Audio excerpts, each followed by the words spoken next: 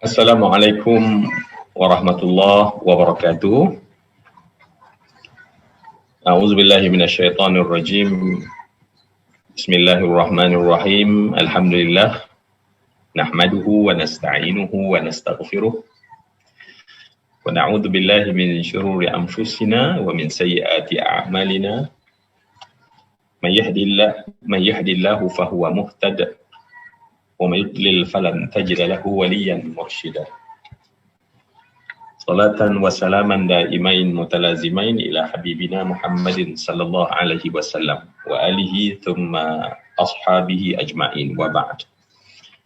Semua sahabat-sahabat saya, rakan-rakan yang bersama pada pagi hari ini, alhamdulillah seperti biasa, seperti kebiasaan amalan orang-orang yang hati mereka itu sangat baik dengan Allah, memulakan apapun dengan mengucapkan dan merasakan perasaan syukur yang tak terhingganya kehadrat Allah Subhanahu wa taala.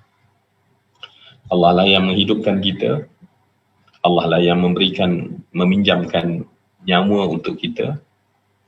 Allah lah yang memberikan kesihatan, keafiatan kepada kita semua, dan Allah lah yang menunjuk kita jalan kepada jalan-jalan yang baik.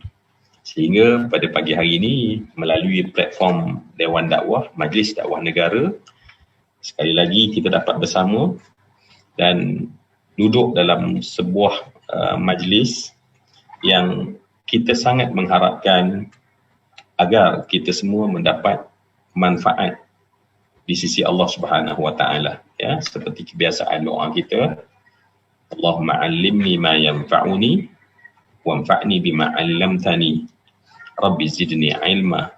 Ya Allah, Engkau berilah kepadaku kemanfaatan, bagilah kepadaku ilmu yang memberi manfaat, dan manfaatlah kepada apa yang Engkau telah ajarkan kepada kami dalam bentuk ilmu, dan tambahkanlah kami ilmu, ya Allah. Jadi pertemuan kita yang sebentar pada pagi hari ini diharapkan dapat memberikan sesuatu ilmu yang bermanfaat kepada kita semua.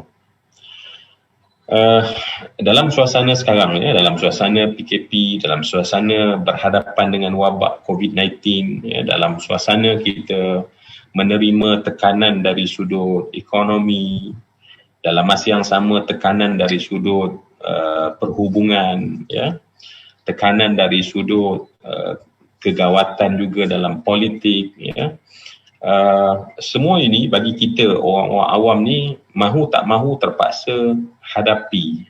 Kita terpaksa berhadapan dengan berita kematian, berita bertambahnya jumlah penyakit, pesakit. Jadi kita tahu bahawa ini adalah fasa ujian yang berat untuk kita. Ini adalah satu fasa ujian. Hidup ini memang sebuah ujian, dikenakan lagi dengan ada masa-masanya Allah Subhanahu wa taala menguji dengan sesuatu tekanan, dan sekarang ni adalah disebut sebagai wabak ataupun bala, yang kita pun minta doa pada Allah, Allahumma fa'annal wabaa wal balaa, ya Allah, angkatkanlah daripada kami, ya Allah, wabak ini dan bala ini, ya Allah. Baik, tetapi kita tidak boleh beranggapan bahawa kenapalah Tuhan, Allah Subhanahu wa taala duk menguji kita, 2020, 2021 masih belum berakhir, kerana Allah Subhanahu wa taala tidak menguji, melainkan sebenarnya kita ini dah ada tools, dah ada senjata, weapon, kita dah ada sebenarnya. Cuma dalam kelelahan kita berhadapan dengan ujian yang sifatnya series of ujian, bukannya satu ujian tetapi series of ujian, kita terlupa di mana letaknya senjata kita. Kita terlupa kat mana aku letak senjata aku, pedang aku, panah aku, ini semua kita lupa, Dan lebih malang lagi, kita beranggapan bahawa kita tidak punya semua itu dan kita tak cari pun, ya. Kita rasa bahawa kita tak ada senjata, kita tak ada, ataupun disebut seorang yang tidak punya, tidak ada resourceful, ya. Jadi kita yakin bahawa Allah tidak menguji, melainkan Allah sebenarnya dah persiapkan kepada seorang, pada individu atau kelompok ataupun masyarakat dengan kekuatan-kekuatan yang perlu kita cari. Orang yang tidak mencari kekuatan, dia rasa macam aku tak punya apa-apa. Dan lebih malang pada hari ini kita lihat, ya, manusia mengambil keputusan-keputusan yang salah, ya. Keputusan yang salah maksudnya lebih parah sekali ialah dia dah tak ingat iman dah tak ada dalam kepalanya, maka syaitan datang mengonggong dengan senjata putus asa, ya. Taqnatu min rahmatillah, ya. Syaitan bawa senjata tu, biasanya senjata terakhir sebenarnya syaitan ni juga banyak weapon, ya. Maka senjata terakhir syaitan pada orang yang down ialah dia akan memanah dengan panahan yang bertubi-tubi ke dalam diri kita, putus asa, ya. Dan sebab itulah putus asa tu pula banyak, putus asa dalam hubungan, putus asa dalam rezeki, putus asa dalam semua benda. Dan yang paling besar anak panah dia adalah putus asa terhadap rahmat, dan menyebabkan akhirnya dia tak nak melangsungkan kehidupan dia sebab dia rasa tak patut aku dapat apa yang aku dapat sekarang. Jadi sebab itulah ada bagi orang yang digonggong oleh syaitan merasai perasaan putus asa. Jadi ujian itu dah satu ujian, tetapi akan lebih sakit ujian tersebut, macam luka lah, kita macam luka, kan. Lepas tu kita duk ambil limau nipis perah atas luka kita, maka sekarang ni syaitan memerah limau nipis dengan rasa putus asa dalam hati kita. Ya, orang yang berniaga, Allah tak ada harapan. Suami isteri yang mungkin ada krisis, tak ada harapan. Apa saja. Maka kerana itu, ya, sebab itulah kita tahu bahawa bila kita minta pada Allah hidayah, ya, bila kita minta pada Allah hidayah, ihdinas siratal mustaqim, ya Allah, dengan penuh rasa tunduk, ya, subuh tadi ke sembahyang sunat sebelumnya ke, tak kira lah, sembahyang solat kita, maka kita minta pada Allah Subhanahu wa taala, ihdinas siratal mustaqim, ya, hidayahkanlah kami ya Allah jalan yang lurus. Baik, kita dah biasa mendengar syarahan tentang hidayah ini, ya. Tetapi pada hari ini saya ingin mengajak diri saya dan semua rakan-rakan untuk melihat bahawa sebenarnya permohonan doa kita pada Allah yang kita minta, wahai Allah, hidayahkanlah aku jalan yang lurus, sebenarnya perkataan tersebut, ya, perkataan ihdinas siratal mustaqim itu adalah merupakan satu kekuatan untuk kita, adalah satu tenaga untuk kita, adalah satu senjata untuk kita. Kalimah ihdina itu, ihdinas siratal mustaqim, ya, pada saat kita kontak dengan Allah melalui doa. Sebab itu doa adalah ad-doa, merupakan adalah as-salah, ya, as-salah adalah as-silah, as-silatu, ya, yang bermaksud perhubungan. Maksudnya kita berhubung, kita kontak dengan Allah Subhanahu wa taala. Orang selalu kata talian hayat, ya.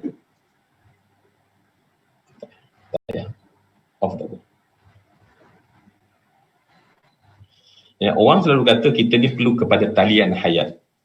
Jadi sebenarnya kalimah ihdina itu adalah talian hayat kita. Dan kita faham bahawa bila kita sebut hidayahkan kami, ya, dia bukan bermaksud hidayah tu kita faham hidayah ni macam sesuatu petunjuk, satu cahaya, ya, yang datangnya daripada Allah Subhanahu wa taala, which is betul. Tetapi bagaimana cara Allah mencampakkan cahaya itu, petunjuk itu dalam hati kita. Ya. Maka sebab itu kita kena minta pada Allah, dan Allah akan mencampakkan cahaya itu, ya, ke dalam hati kita, ataupun dalam bahasa lainnya, Allah akan menitiskan ke dalam hati kita hidayah tersebut. Baik. Maka dalam bentuk apa? Baik, hidayah datang kepada kita dalam bentuk ilmu, ya, al-idrak syai', dalam bentuk kita mengetahui sesuatu. Jadi apabila kita ada aktiviti akal kita yang kemudian membawa kita kepada dekat kepada Allah Subhanahu Wa Taala, sebab sumber kekuatan kita ialah Allah. Ya, sumber kekuatan kita adalah Allah. Ya, ubat itu hanya akan menjadi kekuatan bagi orang sakit hanya apabila Allah izinkan. Sebab tu bila kita terus rapat dengan Allah Subhanahu Wa Taala, kita sedang mempunyai kekuatan yang luar biasa. Ya, kita mempunyai kekuatan yang luar biasa. Ya, orang berniaga, modal itulah kekuatan dia. Tetapi izin Allah terhadap modal itulah kekuatan sebenar orang berniaga. Ya, kepandaian dalam perhubungan, itulah orang kata dalam PR, kita tahu bagaimana communicate, ya. Kita rasa itulah kekuatan, PR itu kekuatan, tetapi hakikatnya ada di sebalik kekuatan itu yang hakiki, Allah Subhanahu Wa Taala. Baik, apabila kita tahu sesuatu benda yang ada kaitan dengan Allah, ya, ada kaitan dengan Allah, maka itulah hidayah. Kemudian dia datang bukan sekadar dalam bentuk tahu, ya, dalam bentuk orang kata tiba-tiba macam wow dapat mentol, dapat baik. Kalaulah apa yang kita tercetus itu adalah merupakan sesuatu yang memberi kebaikan kepada kita, kebaikan kepada manusia lain, dan kebaikan yang ada kaitan dengan Allah, itu hidayah Allah. Kemudian hidayah akan datang dalam bentuk kesedaran kita, sedar, ya, kesedaran kita. Kita rasa macam Allahu Akbar, kenapa lah aku? Contohnya, ya Allah, apa kesudahan aku ni? Kesedaran, daripada kita tak sedar, daripada lara, daripada lupa, daripada lalai, lepas tu tiba-tiba, ya Allah, datang satu momen dalam hidup kita, sama ada kita duduk seorang-seorang ataupun melihat sesuatu event, sesuatu keadaan, kejadian, dan kita pun macam datang satu kesedaran. Kesedaran itu juga adalah hidayah. Ya, Allah mencampakkan di dalam kesedaran tersebut hidayah. Ya, kemudian begitu juga kemahuan. Ya, kita ada satu yang kita rasa nak sangat. Baik, kemahuan juga adalah merupakan hidayah daripada Allah Subhanahu Wa Taala. Kemahuan, keinginan, apa saja yang bentuknya begitu ialah merupakan cabang daripada cara Allah berikan hidayah. Sebab itulah dalam Fatihah kita minta, ya Allah, hidayahku jalan yang lurus, jalan para nabi. Jadi kalau kita tengok para nabi, ilmu mereka, kemahuan mereka, kesungguhan mereka, itu semua adalah yang kita minta daripada Allah. Dan sebab itu saya katakan tadi bahawa itu kekuatan kita. Sebab kita ada sumber yang sangat kuat. Ya, bila kita minta, ya Allah tunjukkan, dan kemudian hati kita, ini yang penting. Sebab itu yang penting adalah pada hati kita.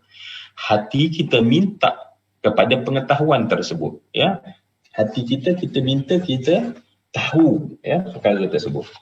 Jadi semua yang saya kasih sekalian, sebab itu kita minta ghairil maghdub, ya, bukan jalan orang maghdub. Ya, sebab ulama tafsir mengklasifikasikan maghdub ini sebagai orang yang ada knowledge, ya, ada knowledge, tetapi knowledge yang tidak membawa dia dekat pada Allah. Jadi maknanya ilhamnya dapat, kemahuannya dapat, keinginannya dapat, ilmunya ada, tetapi yang tak mendekatkan kita dengan Allah. Ya, kalau kita tengok balik, kita berniaga, tapi berniaga yang makin kita sombong, berniaga yang makin kita lalai, menunjukkan bahawa kemahuan tersebut adalah maghdub. Kan? Dalam bahasanya adalah maghdub. Ya. Kemudian ataupun yang satu lagi adalah waladhdallin. Ya, waladhdallin itu adalah orang yang memang sejak daripada ilmunya, kesedarannya, kemahuannya, keinginan itu dah sesat dah. Ya, orang yang sesat daripada awal. Maghdub ialah orang yang ada semua saranan hidayah, tetapi dia menjadi sesat sehingga akhirnya hasil daripada pengetahuan kesedaran itu menjadikan dia jadi orang yang jahat. Ya, bila jahat dimurkai dan dibenci. Kerana itu sebenarnya pada pagi ini kita nak bincang ialah tentang ada satu benda. Bila kita, yang pertama kita faham dulu, ya, kita faham bahawa hidayah, meminta hidayah daripada Allah adalah merupakan tenaga kita, kekuatan kita yang kita kena explore, yang kita kena hayati, yang kita kena gunakan betul-betul. Sebab tu orang kata kalaulah berdoa yang paling wajib adalah ihdinas siratal mustaqim, ya. Doa yang wajib kita minta, yang menunjukkan bila wajib kita minta, dalamnya pengertiannya sangat besar. Dan apabila kita tahu bahawa semua ilmu, kesedaran, kemahuan, keinginan itu akhirnya ada di hati, ya, maka datanglah dalam agama kita diajar oleh Nabi SAW apa dia? Bahawa tanggungjawab kita sekarang adalah bagaimana kita menjaga hati kita, ya. Bagaimana kita nak jaga hati kita supaya hidayah tadi yang bersifatnya adalah pengetahuan, kemahuan, kesedaran, keinginan, semua tersebut tak termasuk dengan jadi maghdub ataupun dhalin, dan akhirnya kita berjaya dalam hidup ini mendapat apa yang Allah nak beri kepada kita, ya. Allah nak beri kepada kita, sebab bila Allah nak bagi, maka Allah Subhanahu Wa Taala akan beri dan seseorang itu merasa, ya, dia merasai kepuasan, ya. Hari ini dunia material, sebab dunia material dia punya kira-kira dia simple je. Semua benda ada pada nilai RM, ya, nilai pada harta, ya, nilai pada glamour. Itulah yang menjadi buruan semua orang, ya, menjadi buruan. Nak banyak duit, nak banyak pengikut, nak banyak pengaruh, nak jadi banyak glamour, ya. Dan itu seolah nilai yang dibentuk dalam diri kita, ya. Anak-anak muda pada hari ini dengan TikTok segala macam, nak buat tu supaya akhirnya dia akan jadi tiba-tiba meletup dan kemudian ramai follower, sebab dia rasa bahawa aku akan jadi best hidup aku kalau aku ni terkenal, ya. Sebab bila aku terkenal, aku akan boleh menggunakan populariti itu untuk aku mendapat duit. Nampak tak? So daerah material ni dia pergi kat situ sahaja. Tetapi apa jadi pada orang-orang material? Mereka akan merasai kekosongan, ya, sebab akhirnya letak pada hati, bukan pada glamour, bukan pada harta, bukan pada duit. Dan inilah satu benda yang susah nak difahami oleh manusia, oleh kita, ya. Sebab tu kita pulun juga, semua nak bersahabat pun orang ni okey tak? Boleh tak bagi aku income? Boleh tak aku bagi aku peluang, ya? Kalau tak ada peluang, tak ada income, tak ada sahabat, ya. Baik, kan itu. Oleh kerana akhirnya hidayah itu letak pada hati, maka menjadi satu tanggungjawab kepada kita apa dia? Untuk kita menjaga hati kita. Baik, bila kita sebut menjaga hati, ya, sebab hati ni adalah satu makhluk dalam diri kita yang sangat kompleks, ya, yang sangat kompleks. Daripadanya lah tindakan manusia, kan dalam hadis yang kita biasa dengar, ya, inna fil jasadi mudratan idza salahat salahal jasadu kulluhu wa idza fasadal jasadu kulluhu ala wahyal qalb. Dalam diri kita ni ada satu mudrah, ya, ada satu seketul daging, ya. Bukan daging itu bersifat fizikal, tetapi sifatnya ada dalam diri kita. Kalau dia baik, seluruh pendengaran, penglihatan, percakapan, tingkah laku kita, langkah kita, action kita, semuanya baik. So baik kita ni disebabkan baiknya hati tersebut. Wa idza fasadat. Tetapi bila dia rosak, okey, sekarang ni kita nak cerita bagaimana supaya jangan hati kita rosak. Sebab hati inilah letaknya hidayah, yang kemudian daripada hidayah tu datangnya kemahuan, keinginan, pengetahuan, yang kita katakan tadi, yang kita minta tu Allah akan campak dalam hati. So kita tak nak tercampak dalam hati kita, tetapi kita tak mendapatnya. Sebab apa? Sebab dia boleh menjadi adanya dinding, adanya armor, adanya benteng yang menyebabkan hidayah Allah tak boleh masuk dalam hati kita. Cahaya tak sampai ke dalam cahaya hati kita, ya. Sebab manusia lahir bersama dengan cahaya yang ada dalam hati dia. dan cahaya tersebutlah yang akan trigger semua kebaikan dalam diri kita. Tetapi antara di dalam dan cahaya daripada Allah Subhanahu Wa Taala adanya perkara yang akan melindung ataupun dalam bahasanya disebut menghijab, ya, hijab hati kita sampai kita tak dapat keinginan yang baik, sampai kita tak dapat rasa kemahuan yang baik. Yang ada adalah yang tadilah rasa putus asa, rasa tersebut, ya. Dan rasa-rasa tersebut sebenarnya datangnya daripada syaitan. Dan syaitan ini hanya datang pada hati yang di dalam hati tersebut ada tarikan kepada syaitan. So hati kita ni sebenarnya dia menarik syaitan tu. Kita minta a'udzubillahi minasyaitonirrajim, kanan puki, yang minta jauh, aku tak nak syaitan. Tapi hati kita sedang menyimpan satu benda yang syaitan suka sangat, ya. Syaitan suka sangat, ya. Baik. Bila kita kata mensucikan hati kita, ya, supaya cahaya Allah tu, hidayah Allah tu masuk sampai akhirnya dia membaikkan hati kita dan akhirnya kita menjadi orang yang mencapai apa yang Allah hendak. Ya, kita mencapai apa yang Allah hendak, bukan apa yang kita hendak. Sebab apa yang kita hendak mudah sangat ditipu oleh hawa nafsu kita, oleh syaitan kita. Akhirnya dia pergi pada bentuk duniawi. Buat baik pun tujuannya untuk duniawi kita, supaya kita glamour, supaya orang pandang kita, akhirnya dapat duit. Nampak tak, ya? Apa tujuan dia? Dia kita tengok kan, kita cangkik down orang duniawi, matematiknya simple saja. Akhirnya dia akan pergi kepada duit, dia akan pergi pada keseronokan untuk memenuhi keperluan hawa nafsu itu, ya. Jadi kan itu semua yang saya kasih sekalian. Kita nak membaikkan hati kita ini, maka ada satu benda yang diperintahkan. Ini menjadi perintah kepada kita, ya.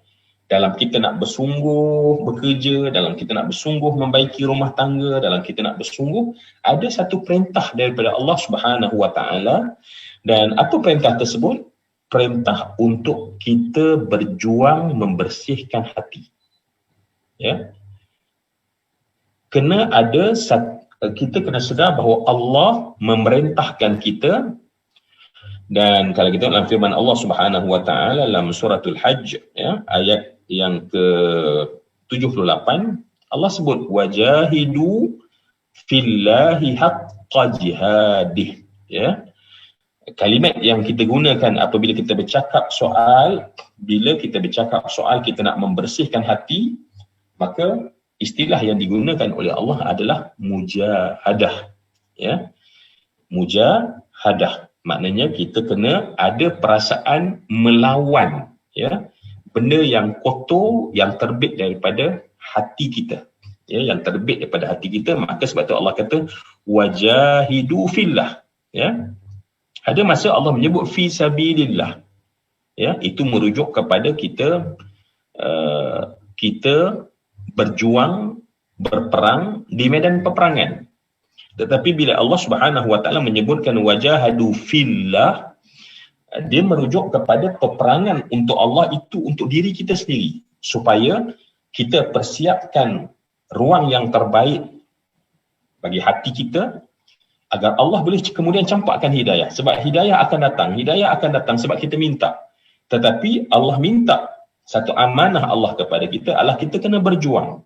Kita tak boleh diam, kita tak boleh redha dengan apa yang ada dalam hati kita. So apa yang kita nak perjuangkan?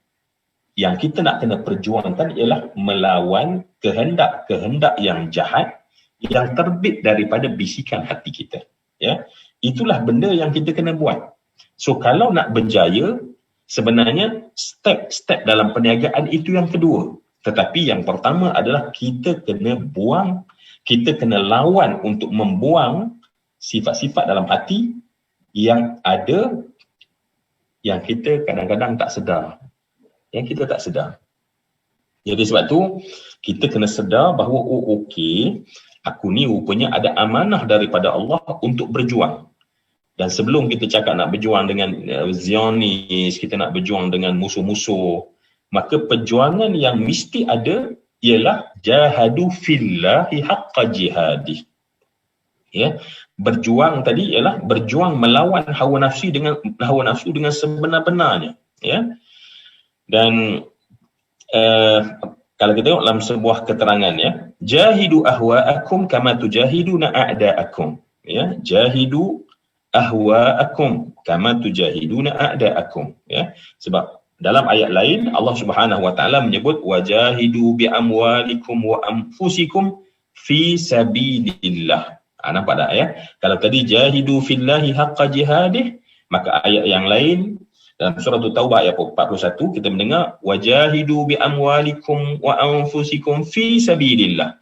Maka hendaklah kamu berjuang dengan harta kamu dan diri kamu pada jalan Allah.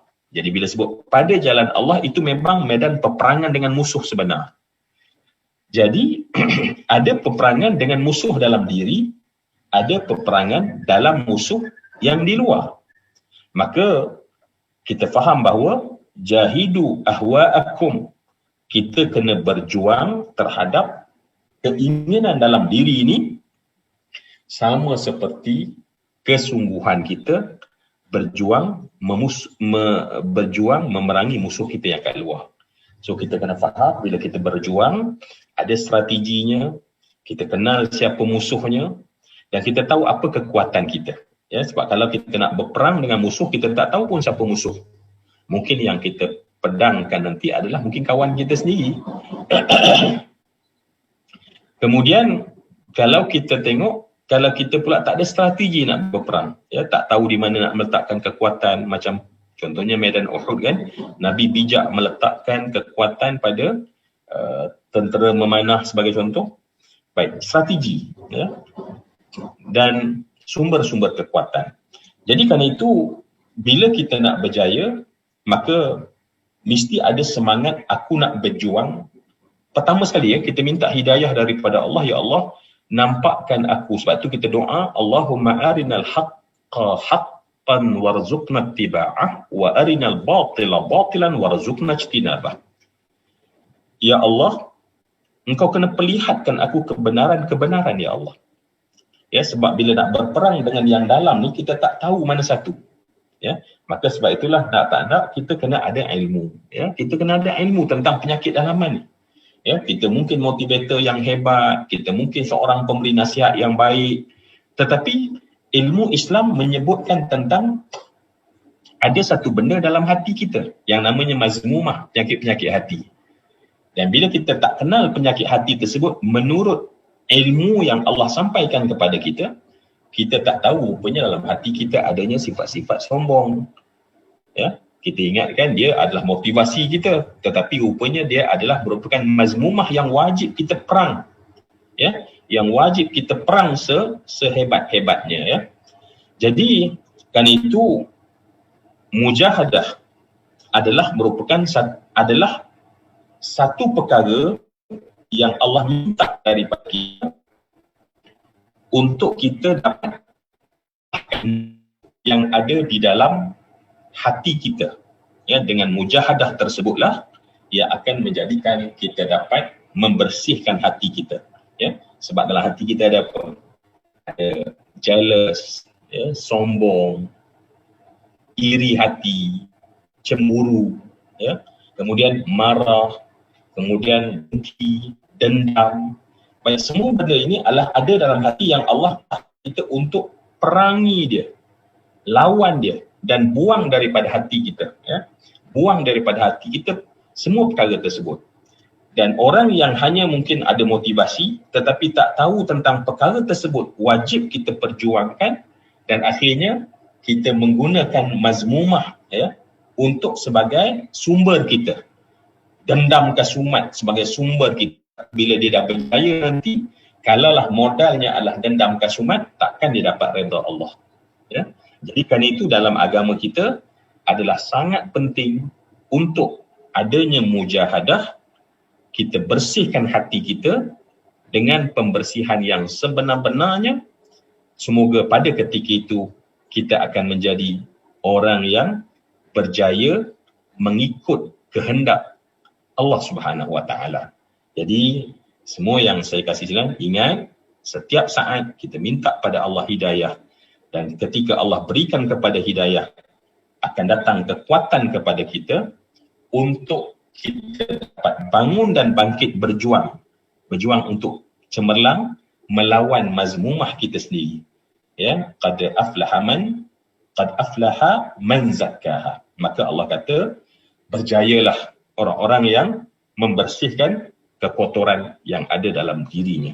Jadi semoga insya-Allah pertemuan kita pada pagi hari ini dapat membawa satu aliran yang mengajak kita berfikir dan kemudian serius terhadap benda yang penting untuk diri kita yang namanya mujahadatun nafsi tadi ya. Semoga insya-Allah rakan-rakan semua yang berada di platform ini sila share ya link ini. Semoga insya-Allah semoga ramai lagi yang mendapat manfaat daripada pertemuan-pertemuan Tazkirah Pagi di Dewan Dakwah Majlis Dakwah Negara. Dan jangan lupa juga war-warkan dan juga berikan sokongan bantuan, sebab pastinya kita banyak usaha-usaha dakwah yang kita nak lakukan dalam keadaan pandemik pada masa ini, maka perlukan sokongan kebersamaan kita dengan sokongan pertolongan tak banyak yang kita berikan dalam bentuk, saya kira ada di sini yang daripada Dewan Dakwah Majlis Dakwah Negara. Setiap sennya akan insya-Allah dipulangkan kepada usaha dakwah, mengajak manusia mujahadah, mengajak manusia baik kembali balik kepada jalan yang sebenar, dan kita mendapat saham sebagai seorang pendakwah. Sebab di akhirat tahu bahawa Nabi itu antara yang kita kena ikut adalah sifat dakwah Nabi SAW, bukan sekadar akhlak Nabi, tutur kata Nabi, tetapi sikap dakwah Nabi SAW. Cukup sekadar itu. Ampun maaf daripada saya. Jumpa lagi pada setiap hari di platform Tazkirah Pagi di Dewan Dakwah Majlis Dakwah Negara. Assalamualaikum warahmatullahi wabarakatuh.